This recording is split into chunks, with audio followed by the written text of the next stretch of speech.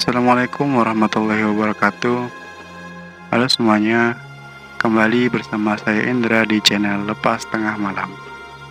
Sebuah channel yang membahas serta menceritakan kejadian-kejadian mistis yang berdasarkan kisah nyata. Cerita kali ini masih tetap dari Mas Jabang Tutuka tentang tragedi bis malam. Yuk, tanpa berlama-lama, kita langsung aja ke ceritanya. Siapkan posisi terbaik dan selamat mendengarkan.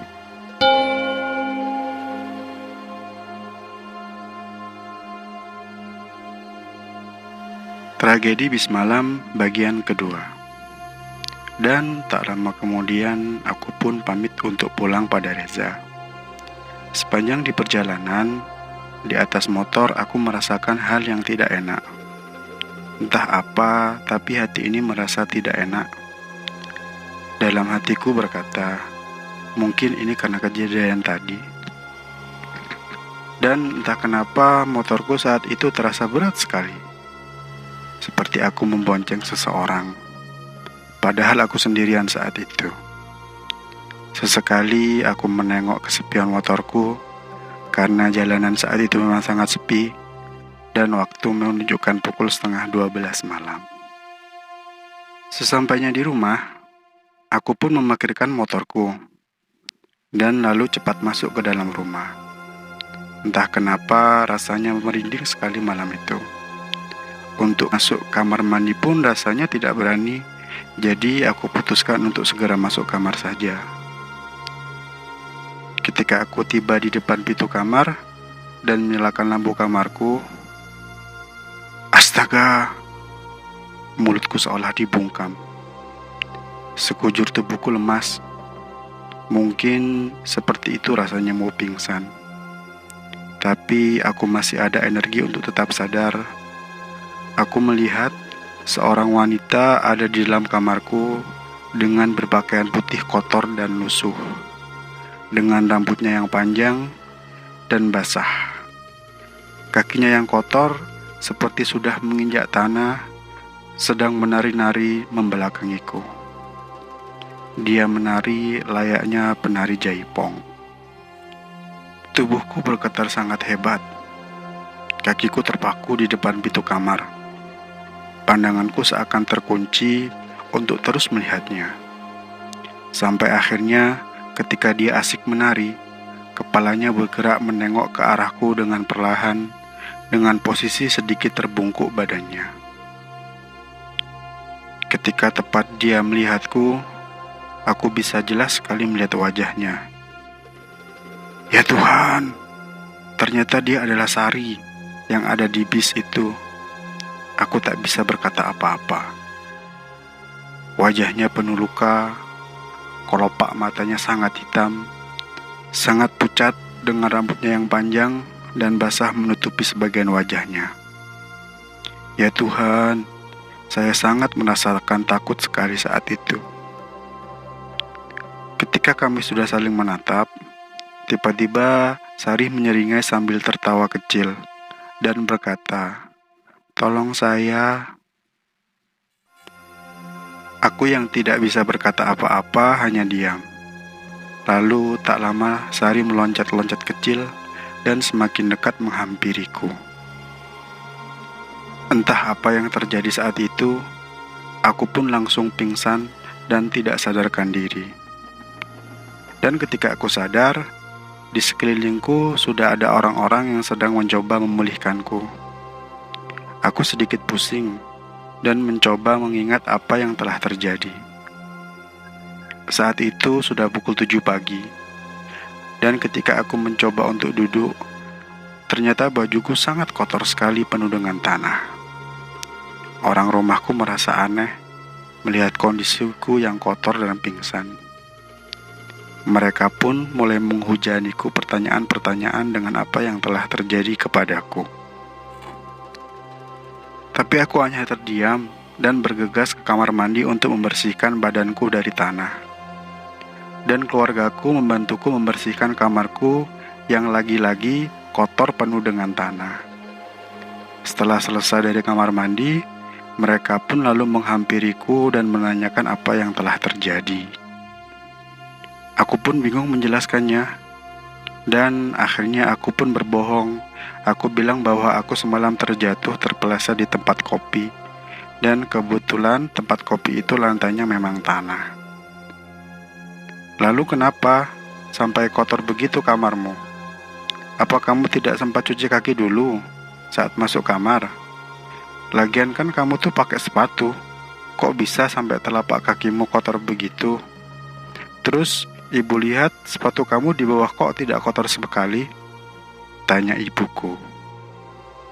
Aku dengan gagap menjawab, iya. Jadi semalam tuh aku lepas sepatuku karena kakiku gatal. Lalu pas aku jalan menuju kamar mandi, aku terpeleset sampai guling-guling di tanah itu. Karena memang jalannya juga turun. Lagian kamu kok aneh? Ngopi kok kayak di hutan gitu? Terus kamu kenapa pingsan di depan pintu kamarmu? Bikin panik aja, kata ibuku. Iya, semalam tiba-tiba aku pusing, Bu, jawabku. Kamu sakit ya? Ya udah, ayo kita ke dokter, ucap ibuku dengan nada panik. Udah, aku gak apa-apa kok, aku udah enakan ini, Bu, jawabku. Yakin gak apa-apa? Tanya ibuku. Iya, aman kok, aku sehat, ucapku sambil meninggalkan mereka dan masuk kembali ke dalam kamar. Sengaja aku tidak bercerita kepada orang rumah karena aku khawatir mereka jadi panik, karena aku merasa bisa mengatasi semua ini.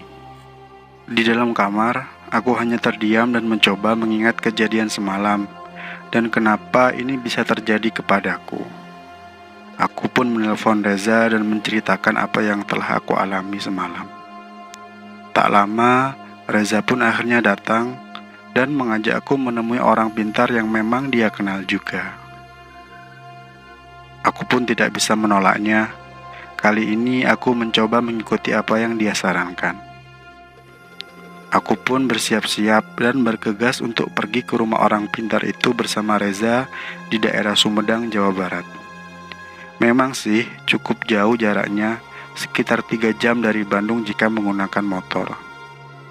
Tapi tak apalah, asalkan semuanya beres, tak ada kejadian apapun lagi. Begitu pikirku. Setelah menempuh perjalanan yang lumayan lama, akhirnya kami pun sampai di suatu desa. Nama desa ini tidak akan saya sebutkan ya, karena untuk menjaga privasi. Kami pun sampai rumah yang tidak begitu besar dan bangunannya masih menggunakan kayu. Reza pun mengetuk pintu rumah sambil mengucapkan salam. Assalamualaikum. Tak lama, keluar seorang ibu-ibu yang sudah berumur. Mak, sehat? Ini saya Reza yang bulan kemarin kesini, sapa Reza. Maaf saya lupa nak, karena banyak orang sekali yang datang ke sini. Mau ketemu Abah ya? Tunggu ya sebentar, jawab ibu itu. Kami pun berdiri di depan pintunya sambil menunggu si abahnya. Kamu ngapain bulan lalu kesini, Zah? Tanyaku pada Reza. Hehehe, aku habis minta jampe buat cewek, jawab Reza. Aku pun hanya tertawa kecil sambil menggeleng-gelengkan kepalaku. Dasar orang gila, jawabku. Tak lama si abah pun keluar menemui kami berdua. Kami pun menyelaminya. Namun, tiba-tiba tatapan abah menuju terarah ke sampingku. Aku mulai merasa ada sesuatu yang tidak beres. Lama dia menatap ke arah sampingku, seperti ada seseorang di sebelah kananku, karena posisi Reza ada di sebelah kiriku. Cukup lama Abah terdiam, menatap yang entah apa yang ada di tatapannya. Pandangannya seakan seperti marah. Semakin kesini, pandangannya jelas terlihat sangat marah. Lalu tiba-tiba Abah beranjak dan kembali ke dalam rumah sambil mengatakan, "Kalian diam dulu, jangan masuk." Tak lama, beliau keluar dengan membawa segenggam garam di tangannya. Lalu ia pun menaburkan garam itu ke arahku dan kepada Reza. Ketika beliau menaburkan garam itu, tiba-tiba beliau muntah. Kami pun kaget karena melihat si Abah muntah. Lalu kami memeganginya dan mendudukkannya. Tak lama si emak pun keluar karena mendengar si Abah muntah-muntah. Lalu si Abah pun diberikan air minum oleh emak. Setelah kurang lebih 10 menit Abah dan kami berdiam di depan rumahnya, si Abah pun berkata, "Kalian cari orang lain saja. Abah tidak sanggup untuk yang satu ini." Kami yang keheranan lalu bertanya, "Emang sebenarnya ada apa, Bah, dengan kami?" Abah lalu menunjuk ke arahku sambil berkata, "Kamu terkena sialnya. Kamu harus antar dia pulang ke keluarganya. Tapi kamu harus cari orang lain yang bisa mengobatimu." "Jujur saya tidak sanggup," jawab Abah. Saya pun bingung dan takut harus berbuat apa. Abah pun memberikan alamat yang harus kami temui. Alamat itu ada di daerah Kuningan, Jawa Barat. Tak pikir panjang, akhirnya kami pun melanjutkan perjalanan kami menuju Kuningan. Tibalah kami di sana pukul 5:30 sore. Kami pun memulai memasuki desanya dan bertanya alamat itu kepada warga setempat. Setelah kurang lebih setengah jam berputar-putar, kami pun akhirnya tiba di sebuah rumah yang dimana rumah itu cukup jauh dari rumah warga setempat, yang dimana rumah itu hanya satu-satunya yang ada di tempat itu. Rumahnya ada di antara kebun, rumah yang sama seperti rumah Abah yang ada di Sumedang, terbuat dari kayu dan tidak begitu besar. Saat itu, waktu menunjukkan jam 6 sore atau waktu saat maghrib. Aku pun mulai mengetuk pintunya. "Assalamualaikum. Assalamualaikum." Cukup lama saya mengetuk pintu rumahnya, tapi belum ada yang keluar untuk membukakannya. Akhirnya kami pun duduk dan berpikir, mungkin beliau sedang sholat maghrib. Ketika kami sedang duduk, tak lama terdengar suara kaki kecil sedang berlari dengan cepat dari dalam rumah. Karena lantai rumah itu terbuat dari kayu, jadi dari luar sangat terdengar jelas kalau ada orang yang berlari dari dalam rumah. Tiba-tiba pintu terbuka dengan sangat kencang. Seorang kakek-kakek tiba-tiba keluar dengan sapu lidi, lalu memukulkan lidi itu tepat ke samping saya sambil berkata, "Pergi kamu! Kamu sudah beda alam. Jangan mengganggu." Kami yang merasa kaget hanya saling terdiam dan menghindar. Karena kami pikir si kakek itu akan memukul kami, tapi ternyata tidak.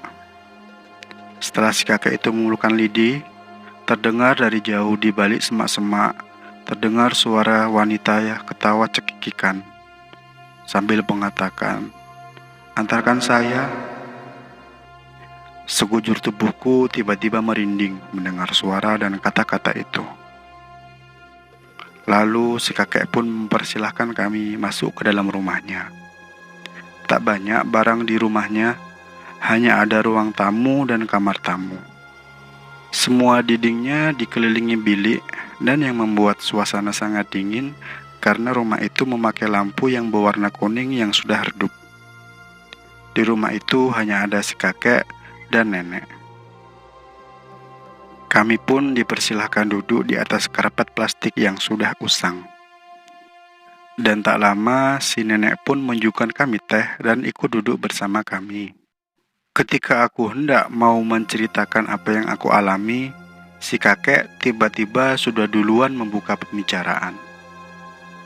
Andai kamu bisa melihat, kamu akan pingsan dan aku akan selalu menutup matamu, kata kakek. Memangnya kenapa, kek? Tanyaku. Wanita itu mengikutimu kemanapun kamu pergi, dan dia akan menampakkan diri ketika malam tiba, dan ketika kamu sendiri. Jika kamu tidak kuat, kamu bisa sakit. Untungnya kamu cukup kuat, jawab kakek. Saya bingung, kek, harus bagaimana, kataku. Tak lama, si kakek itu pun lalu terdiam menunduk seperti membacakan doa. Dan lalu tiba-tiba kakek itu tertawa seperti wanita. Kepalanya meliuk-liuk dan tangannya bergerak-gerak seakan mau menari. Sontak kami pun terperanjak dari tempat duduk kami. Tak apa-apa nak, duduk saja, kata nenek. Dan kami pun duduk kembali. Si kakek itu tiba-tiba berdiri dan menari layaknya penari jaipong sambil memegangi perutnya. Dan kami hanya bisa terdiam dan tak bisa berkata apa-apa. Si kakek itu menari sambil bernyanyi bahasa Sunda dengan nada yang pelan. Tarian dan nyanyian si kakek itu persis seperti apa yang aku lihat di kamarku saat itu. Tak lama, si kakek lalu tersadar dan kembali duduk. Aku pun akhirnya bisa bernafas lega. Lalu kakek pun berkata, "Kamu harus selesaikan ini karena kamu sudah berjanji." "Janji apa, kek?" tanyaku sambil kebingungan. "Janji bahwa kamu akan mengantarkannya pulang ke rumah keluarganya," jawab kakek. Aku yang bingung mulai mengingat pada siapa aku berjanji akan mengantarkan pulang. Setelah cukup lama terdiam dan akhirnya aku pun ingat bahwa aku berjanji mengantarkan Sari pulang ketika ada di dalam bis itu. Lalu aku pun menceritakan pertemuanku bersama Sari kepada kakek. Si kakek hanya tersenyum seakan dia sudah mengetahui semuanya. Lalu beliau bercerita. "Saya kasih tahu ya, Sari itu bukan manusia. Dia itu makhluk halus. Dia adalah korban tabrak lari sebuah bus di daerah Wates, Jawa Tengah sekitar 15 tahun lalu. Sari adalah seorang gadis kampung. Dia adalah penari jaipongan di daerahnya. Dan dia bertemu dengan seorang pria yang dimana pria itu sedang bekerja di daerahnya. Mereka pun saling jatuh cinta dan sampai akhirnya Sari hamil di luar nikah oleh pria itu. Pria itu lalu pergi meninggalkan Sari pulang ke Jogja. Karena Sari malu menanggung aibnya, akhirnya dia pun mencoba menyusul kekasihnya.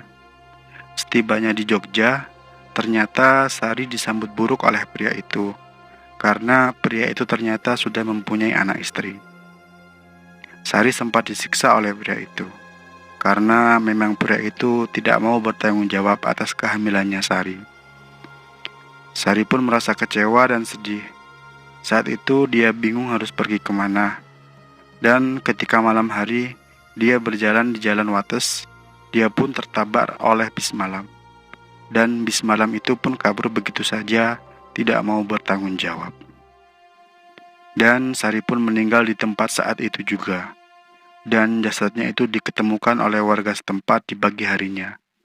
Tubuhnya sudah hancur. Saat itu, warga pun akhirnya menguburnya. Saat itu Sari tidak ada yang mengetahui asalnya dari mana. Karena dia tidak membawa kartu identitas saat dia pergi. Jadi warga setempat pun menguburnya tanpa menghubungi keluarganya. Ketika dikuburkan, ada salah satu warga yang tidak membuka tali pocongnya. entah itu lupa atau disengaja. Semenjak itu Sari menjadi gentayangan dan kerap kali mengganggu manusia yang kebetulan lewat situ. Soal kenapa Sari bisa ikut ke dalam bis itu, karena bus itulah yang telah menabrak Sari. Bertahun-tahun Sari menunggu bis itu lewat ke jalan itu, tapi baru malam itu bus itu lewat ke Wates kembali.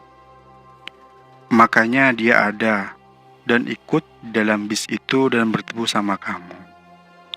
Saya tidak tahu alasannya kenapa bis itu baru lewat lagi ke Wates setelah bertahun-tahun lamanya. Jadi sekarang kamu harus tanggung jawab untuk mengantarkannya pulang ke rumahnya dan memberikan kabar apa yang telah terjadi terhadap Sari kepada keluarganya. Malam ini kalian tidak usah pulang. Kalian tidur saja di sini. Besok saya urus kasus ini, ucap kakek panjang lebar. Mendengar cerita beliau, kami hanya terdiam dan terkaget. Aku kaget seolah tidak percaya bahwa aku yang mengalami kejadian seperti ini. Dan ya, aku baru ingat bahwa aku menyimpan nomor si kernet itu. Aku pun mencoba menghubungi kernet itu pada malam itu juga. Dan untungnya teleponnya diangkat dengan cepat oleh kernet itu. Lalu aku pun mulai menginterogasi dengan apa yang telah terjadi kepada bis itu 15 tahun silam. Tapi si kernet itu seolah-olah tidak tahu apa-apa. Aku pun tidak lelah memujuknya untuk dia bercerita, dan sampai akhirnya aku ceritakan apa yang telah terjadi padaku saat ini. Dan aku berjanji tidak akan membocorkan pada siapapun tentang kasus penabrakan bis itu. Setelah aku bujuk seperti itu, akhirnya si kernet pun mau menceritakannya. Jadi mas, kejadian itu sudah 15 tahun lalu. Saat itu posisi saya sedang ada di Bandung. Jadi saya hanya mendapatkan kabar dari teman-teman bahwa si X telah menabrak seorang wanita di Jalan Wates.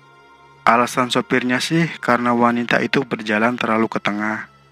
Dan kenapa dia tidak berhenti karena dia takut dikeroyok massa. Jadi dia kabur dan tidak menolong korban itu, kata kernet bis.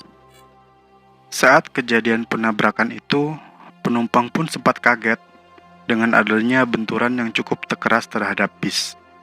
Dan bertanya, ada apa kepada sopir?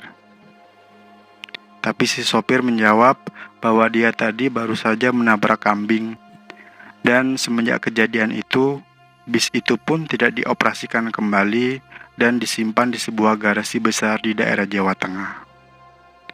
Dan setelah tidak dioperasikan selama 15 tahun, akhirnya kemarin yang si Mas naiknya dari Solo ke Bandung itu adalah pertama kalinya lagi bis itu beroperasi kembali. Dan kenapa bis itu didiamkan selama 15 tahun? Karena pemilik bis khawatir bis itu diketahui warga. Dan makanya bis itu diumpetin dulu. Pemiliknya sempat mau bertanggung jawab dan mencari tahu keberadaan keluarganya secara diam-diam. Tapi tidak mendapatkan info apapun. Dan sempat mengira bahwa korbannya itu adalah orang gila. Jadi pencarian keluarganya pun tidak dilanjutkan. Sepanjang jalan, saya juga merasa merinding mas. Karena di dalam bis itu cuma ada kita bertiga. Dan ketika si masnya bilang bahwa ada penumpang lain di bis itu selain mas, saya sempat kaget dan mikir apa mungkin itu adalah korban wanita itu. Makanya saya menyuruh mas untuk tetap duduk di depan dan tidak pindah lagi ke belakang. Tapi sudah lama juga si pelaku, yaitu sopir itu sudah tidak lagi bekerja menjadi sopir. Dan saya pun tidak tahu di mana dia sekarang, ujar kernet tersebut. Mendengar cerita si kernet itu, akhirnya saya pun paham kenapa bisa terjadi seperti ini. Lalu saya pun menceritakan kepada kernet itu bahwa sosok Sari itu adalah bukan orang gila, tapi dia adalah orang waras. Dengan tujuan agar kernet itu menceritakannya kembali kepada pemilik bis. Ya, setidaknya si pemilik bis itu bisa menyelesaikan niat baiknya untuk bertanggung jawab terhadap keluarga korban. Dan aku pun bilang akan memberitahu alamat keluarganya nanti jika aku sudah menemukannya. Kernet itu pun berterima kasih kepadaku karena telah memberikan informasi. Begitupun aku berterima kasih kepada Kernet karena telah menceritakan kejadian yang sebenarnya. Aku dan Reza pun akhirnya memutuskan tidur di rumah si kakek. Kami tidur di tempat kami tadi duduk dengan beralaskan karpet plastik tipis. Karena memang di rumah itu hanya ada satu kamar. Entah kenapa saat malam itu aku sulit sekali untuk tidur. Padahal ketika aku melihat Reza, dia sudah terlelap. Mungkin karena udah capek ya di perjalanan. Saat itu pukul 11:30 malam. Tak ada suara apapun kecuali suara serangga. Karena memang rumah ini jauh dari warga. Ketika aku sedang asik memainkan HP-ku, tiba-tiba terdengar suara orang seperti sedang mencakar dinding balik rumah itu. Aku sempat kaget dan terdiam mendengarkan suara itu. Dalam hatiku berpikir, mungkin saja itu kucing yang mencakar-cakar balik rumah. Tak lama suara itu pun hilang. Dan aku pun kembali memainkan HP sambil tiduran di samping Reza. Ketika aku sedang asik memainkan HP-ku kembali, tiba-tiba suara cakaran terhadap dinding itu muncul lagi. Dan kali ini tepat ada di kepalaku. Karena posisi kepalaku saat itu memang dekat dengan dinding rumah. Sontak, aku pun terbangun untuk duduk. Jujur, aku tidak berani untuk melihat apa yang terjadi di luar sana. Aku mencoba tetap berpikir positif. Mungkin itu suara kucing. Kali ini suara cakaran itu tidak berhenti. Dan aku pun akhirnya memberanikan diri untuk mengintip di sela-sela bilik itu karena penasaran. Ketika aku melihat keluar dari lubang bilik itu, tiba-tiba aku melihat sosok Sari berada tepat di depan rumah. Meskipun samar terlihat karena kondisi saat itu sangat gelap. Tapi aku yakin bahwa yang ada di luar itu adalah Sari. Tubuhku gemetar. Wajah Sari kali ini tepat ada di depan hadapanku. Meskipun kita tersekat oleh bilik, tapi aku bisa jelas melihat dia. Matanya melotot dan liar melirik ke kanan dan ke kiri, seolah-olah mencari sesuatu.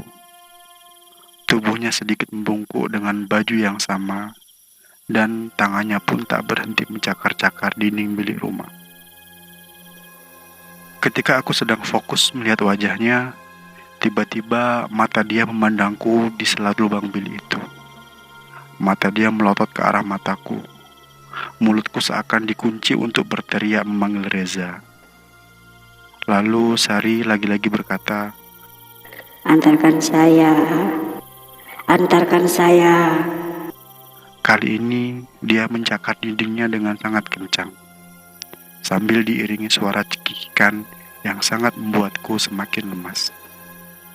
Tiba-tiba, brak, terdengar suara pintu kamar terbuka. Dan ketika aku menengok, ternyata si kakek itu keluar dengan membawa lidinya. Tak banyak omong, si kakek itu pun lalu keluar sambil berlari dan berteriak, "Pergi kamu Sari, jangan ganggu terus. Besok aku antar kamu ke rumahmu." Sari hanya tertawa cekikikan, melompat-lompat sambil berlari ke arah semak-semak, lalu menghilang. Aku pun akhirnya merasa lega dan membangunkan Reza. Reza yang kebingungan karena aku bangunkan bertanya, "Ada apa kok kamu bangunin aku jam segini?" Lalu aku pun menceritakannya kepada Reza. Tak lama, si kakek pun kembali masuk ke dalam rumah dan berkata, "Ini harus diselesaikan malam ini. Ada barang yang terbawa olehmu.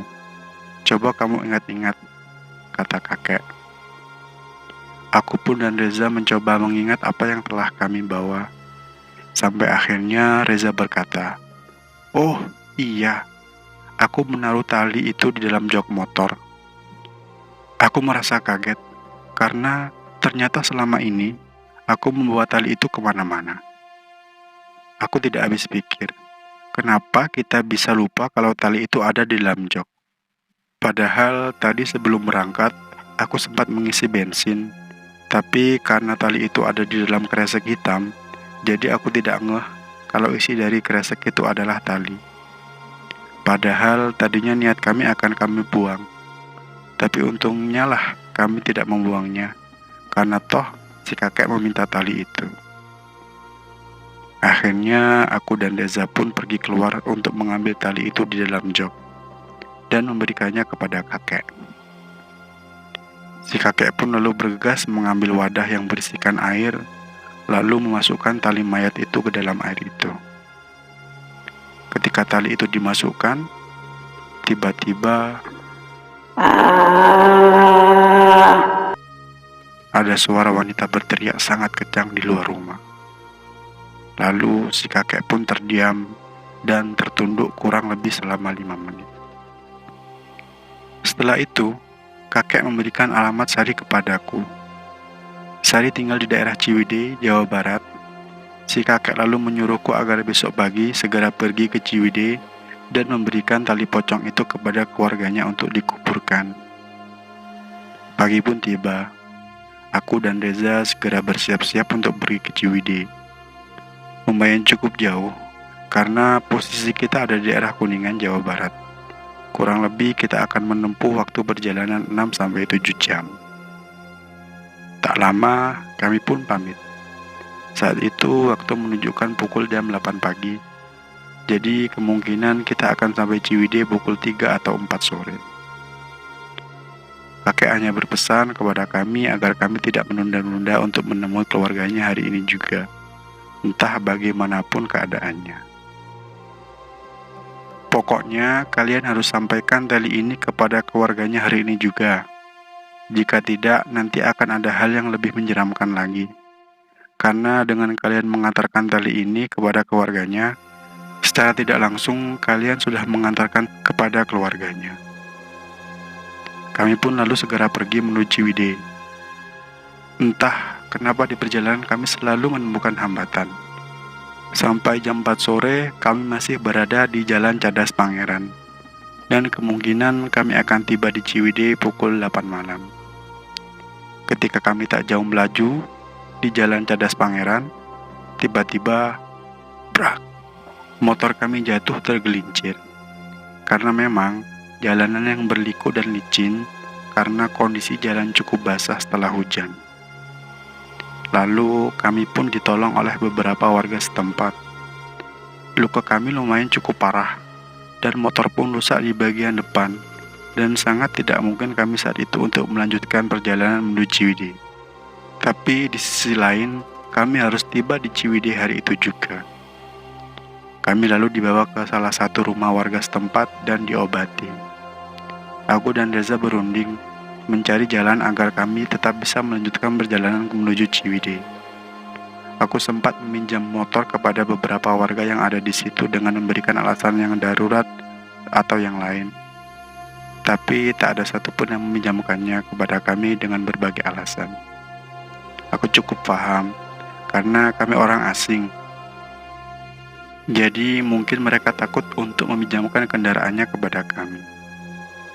Aku sempat mengajak Reza untuk melanjutkan perjalanan memakai kendaraan umum, tapi Reza menolak dengan alasan kita akan tiba tengah malam jika memakai kendaraan umum, dan pasti kita akan kesulitan untuk menemukan lokasi rumahnya jika sudah tengah malam, apalagi kondisi kita seperti ini. Setelah aku pikir-pikir, Reza benar juga. Lalu salah satu warga di situ pun menyarankan agar kami untuk istirahat dulu di rumahnya malam itu. Setelah kami pertimbangkan, akhirnya kami pun mengikuti saran dari warga setempat untuk menginap malam itu di rumahnya. Terus ini gimana? Kan hari ini juga tali itu harus sampai di keluarganya, tanya Reza. Sudah Za, kita pasrah dulu aja. Kamu tidak usah khawatirkan aku. Kita berdoa aja, besok siang kita lanjutkan lagi perjalanan kita. Motor kita simpan dulu aja di sini. Besok kita pulang pakai kendaraan umum ke Bandung, lalu kita pakai motor bapakku untuk melanjutkan ke perjalanan Ciwidey. Reza pun menyetujui saranku. Karena capek, akhirnya kami pun tertidur cepat di rumah warga itu. Dan ya, ketika pagi tiba, aku merasa sangat tenang karena ternyata malam itu aku tidak merasakan gangguan mistis apapun. Aku pun tidak mengerti kenapa. Yang jelas, aku sudah sedikit tenang saat itu. Dalam hatiku berpikir, apa mungkin Sari sudah tidak mengikutiku lagi.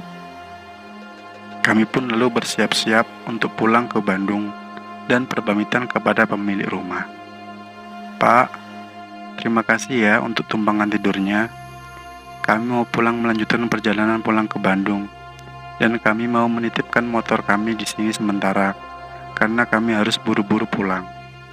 Besok atau lusa, nanti saya kesini lagi untuk bawa motornya, kataku. Dan pemilik rumah itu pun mengizinkanku untuk menitipkan motornya di rumahnya. Saat itu pukul 9 pagi, ya mungkin kami akan tiba di Bandung sekitar pukul 12 siang. Dan akhirnya kami tiba di Bandung pukul setengah 1 siang. Kami hanya beristirahat setengah jam. Lalu jam 1 siang kami pun melanjutkan perjalanan menuju Ciwidey dengan memakai motor bapakku. Ketika kami sudah tiba di desa yang ditujukan oleh kakek, aku baru sadar kalau tali pocongnya itu tertinggal di jok motorku. Seketika tubuhku terasa lemas sekali seperti sia-sia usahaku. Aku hanya duduk sambil tertunduk lemas karena itu. Reza memujukku agar tetap semangat dan tetap tenang mengajakku untuk kembali ke jalan Cadas Pangeran itu. Jarak dari Ciwidey ke Cadas Pangeran cukup jauh, bisa memakan waktu sampai 5 jam. Mengingat sekarang apalagi sudah pukul 4 sore. Berarti untuk mengambil tali itu ke jalan Cadas Pangeran dan kembali lagi ke Ciwidey membutuhkan kurang lebih 10 jam. Kami sudah sangat capek saat itu. Tapi untungnya Reza terus memberikanku semangat. Dan akhirnya kami putuskan untuk kembali ke Cadas Pangeran saat itu juga. Tapi baru aku jalan setengah jam, aku berpikir kalau aku akan memulangkan Reza saja dulu ke rumahnya. Dengan alasan besok pagi saja kita pergi ke Cadas Pangeran. Mengingat Reza sudah banyak membantu sekali kepadaku. Aku sedikit kasihan sama dia karena jadi ikut terlibat di masalahku. Padahal aku sendiri akan melanjutkan perjalanan mengambil tali itu. Jadi aku pun berbohong kepada Reza kalau aku akan pulang saat itu juga. Setibanya di rumah Reza, aku pun langsung segera pamit pulang ke rumah. Padahal aku akan melanjutkan perjalanan ke Cadas Pangeran. Baru saja jalan sebentar, tiba-tiba hujan turun sangat lebat. Mana aku tidak bawa jas hujan lagi. Aku pun terus tancap gas, meski hujan terus mengguyur selama perjalananku. Dan akhirnya, tibalah aku di rumah warga itu sekitar pukul 9:30 malam. Aku melihat motorku terparkir di teras rumahnya. Karena di kampung, kondisi saat itu sudah sepi walaupun di situ ada beberapa rumah warga lainnya juga.